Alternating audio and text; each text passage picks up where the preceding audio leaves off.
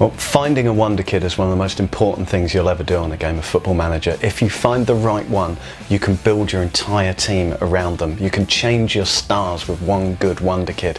And this has been the case since the earliest incarnations of the game. One of the first ones to look out for was Don Hutchison. That was back in CM93. If you could get hold of him, he could play midfield and he could play attack, equally devastating in both. But within 2 or 3 seasons, he could be worth £10 million. No one on that game was worth £10 million. You also had Robbie Fowler and Lee Jones. Liverpool was an absolute hotbed for that sort of thing. But you could also look down the leagues and get Nigel Martin from Crystal Palace for about 700 grand, or Stan Collymore from Nottingham Forest for about 800 grand. It was full of bargains if you knew where to look. And of course, every game you play, you'd start to learn a little bit more until your favourites start to develop. And that was a theme throughout the games as they developed. The following one, Championship Manager 2, Ibrahima Bakayoko. What a player he was. He could win you any game hands down, and sadly Everton believed that might work in real life. It was not to be the case. Tonton, what a player he was. Hidden away in the Derby County reserves, you could usually grab him quite cheap, or you could just start as Derby and save yourself a job. He was some player, just an absolute creative force, a multiplier on everyone else around him, and yet it never really worked out for him in real life. When we wrote Football Manager Stole My Life, we actually got Tonton over to London to help us promote the book, make him available for interviews, and we set up a five-a-side game between the authors and Tonton and the guys who actually make Football Manager. It was a really tight, close fought game. It's 4-4 in the last minute, and then we got a penalty. And there's no better feeling than when you've got a penalty and it's 4-4 and up steps Tonton, and he missed it. Bastard. Now what we got here is an absolute textbook example of the Football Manager wonder kid. This is Cherno Samba. It's not happening for him right now, but it will do. I have the faith. He will come good. Just look at these stats. Pace of 18, flair of 18, acceleration of 18. So these are all great things if you're playing the short passing game, but he's not just limited to that, because strength of 18, heading of 16, teamwork of 19, he'll follow your instructions. He's got absolutely everything. Finishing just at 17, but that's going to go up because he's only 21. He hasn't really come to full fruition yet, but it will happen. I have faith, I believe. There's a slightly mad look in my eyes because it's not happening right now, but it will do. Oh, it will do. Toe Madeira wasn't supposed to be in the game. I'm still not sure entirely how it got in. It was one of the programmers wanted to build themselves a super player and just threw it into the database hoping that no one would notice. But of course everybody noticed. All the scouts found him and he was just off the chart, a mixture of Pele and Maradona.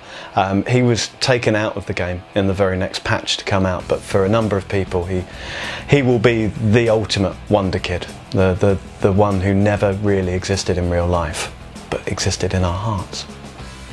It's one of the greatest sadnesses of my current game of Championship Manager 2001-2002. It's Mike Duff. Now, if you've played the game, you'll know that you can sign him from Cheltenham for £20,000 at the very, very start. And he starts off great, and he just keeps on getting better. He's like a kind of atomic Gary Neville. He's the ultimate right back. Look at these stats. Pace of 20, acceleration of 20, agility of 20, determination of 20. He is outrageously good. Now, I wasn't able to get him because Everton were bankrupt, but Chelsea did. They actually waited until the second season. They had to pay a premium, £575,000. That's a huge amount compared to what you can get him for.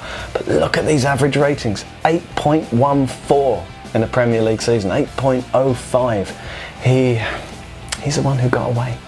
Freddie Adu was one from the later versions of the game, and he was something else. I mean, in real life there were huge magazine profiles about him. This was going to be the kid who made football in the United States, who took it up to the next level. He had trials absolutely everywhere. I think he turned up at Manchester United at one point, and of course it never really happened in real life. But in Football Manager, whoa, it was a different story.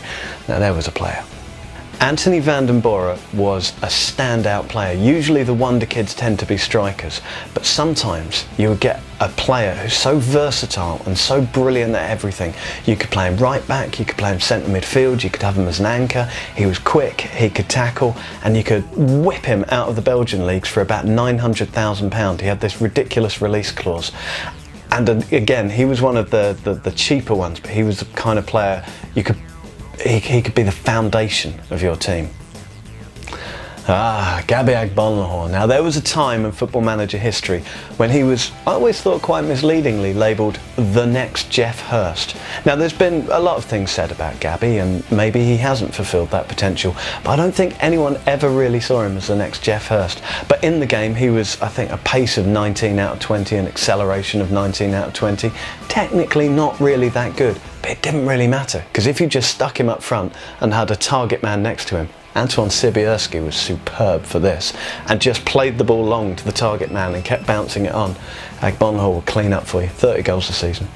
Supat Rungratsamee. Friend of mine, never played a game of Football Manager without buying this kid. He was only about 5'3". He was a Thai youth player, but he was outstanding. He was quick, his finishing was incredible, his composure was good. He was the king of the one-on-ones.